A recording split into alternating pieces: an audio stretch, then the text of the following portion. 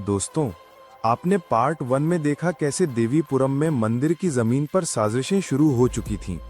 वरदा और सीनू की दोस्ती की कस्में अब कसौटी पर थीं।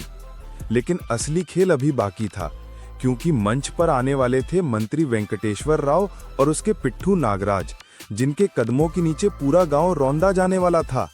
आखिर ऐसा क्या हुआ कि भाईचारे की दीवार टूटने लगी और कैसे वरदा की जान उस साजिश में दांव पर लगी? आइए जानते हैं कहानी के अगले हिस्से में। दोस्तों, कहानी अब उस मोड़ पर पहुंच चुकी थी जहां दोस्ती और भरोसा धीरे धीरे टूटने लगे। नागराज और पुल्ली की चालें असर दिखाने लगी थीं। वरदा और गजपति, जो अब तक मंदिर और गांव के लिए एक साथ खड़े रहते थे, उनके बीच अब सवाल और शक की दीवार खड़ी होने लगी थी। पुल्ली ने आग में घी डालते हुए गजपति के कान भरने शुरू किए। वरदा तुम्हें पीछे छोड़ना चाहता है, वो मंदिर की जमीन और आभूषणों पर अपना हक जमाना चाहता है। दूसरी तरफ वरदा के सामने ऐसी चालें चली गईं कि उसे यकीन होने लगा कि गजपति मंदिर के आभूषणों को बेचकर फायदा उठाना चाहता है। फिर आया वो दिन जब गांव वालों ने मंदिर के आभूषण बॉक्स को खोला। सभी को विश्वास था कि उसमें मंदिर के असली कीमती गहने होंगे, लेकिन जैसे ही डिब्बा खोला गया, अंदर नकली गहने मिले। गांव वाले सन्न रह गए। किसी को समझ नहीं आया कि ये कैसे हुआ।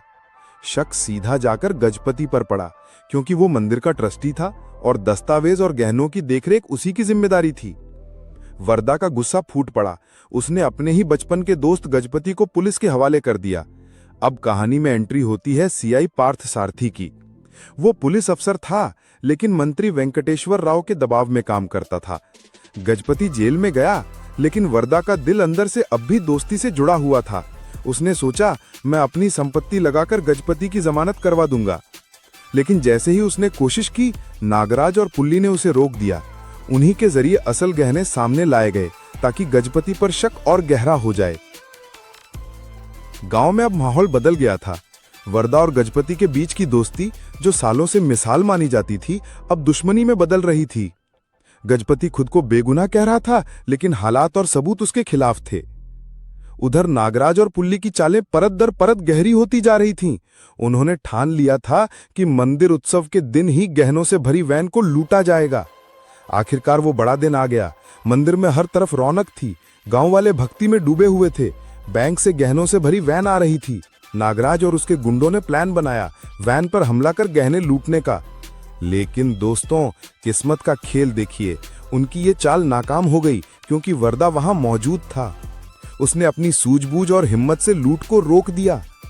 उत्सव की भीड़ में ही अचानक लड़ाई छिड़ गई। नागराज के गुंडे और वरदा आमने सामने आ गए। चारों तरफ अफरा तफरी मच गई। और तभी गजपति भी वहां पहुंचा, लेकिन उसने अजीब खेल खेला। वो लड़ाई में ऐसे कूदा जैसे वो भी चोरों से लड़ रहा हो। असल में वो वरदा का भरोसा जीतना चाहता था। लेकिन वरदा को धीरे धीरे लगने लगा कि गजपति का असली चेहरा उससे छुपा हुआ है। अब नागराज और गजपति की सोच बदल चुकी थी। उन्हें लगा, जब तक वरदा जिंदा है, असली दस्तावेज हाथ नहीं आएंगे।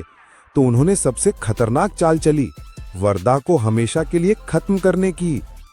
गजपति ने अपने वफादार सीनू को बहाने से मारेडुमिली भेज दिया। उसे लगा, अगर सीनू पास रहेगा तो सच सामने आ सकता है। सीनू को दूर भेजकर गजपति नागराज और पुली के साथ वापस आया और तय किया कि इस बार वरदा को मिटा ही देना है। दोस्तों, अब आप समझ ही गए होंगे कि नकली गहनों और साजिशों का जाल गजपति, वरदा और सीनू की दोस्ती पर कैसे भारी पड़ने वाला है। लेकिन असली झटका अभी बाकी है। आखिर कौन बनेगा गद्दार? जानिए सवाल का जवाब पार्ट 3 में। जल्द ही पार्ट 3 आ रहा है। चैनल को सब्सक्राइब कर दो।